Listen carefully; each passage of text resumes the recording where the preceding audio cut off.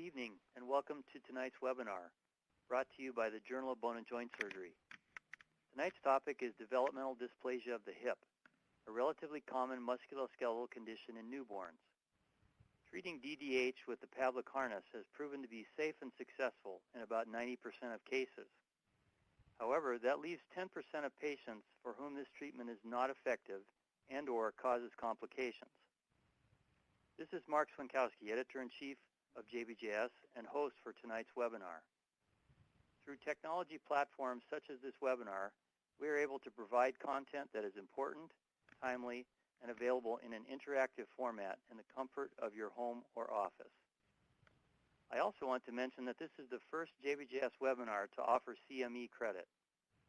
Orthopedic surgeons who are attending this broadcast live will receive an email tomorrow at noon with directions on how to obtain your CME credit.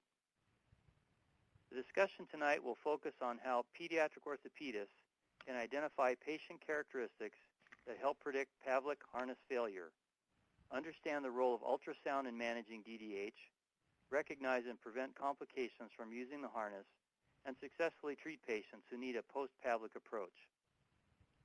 During this webinar, you'll hear from 3 authors who published papers on this topic in JBJS.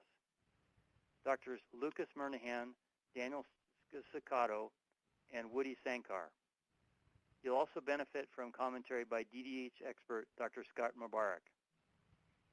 Tonight's webinar is moderated by Dr. Paul Sponseller, JBJS Deputy Editor for Pediatrics. Toward the end of the webinar, all experts on the panel will address questions from the audience to provide further insight into tonight's topics. Before we get started, I want to make sure you get the most out of this webinar. There are a few ways you can participate in tonight's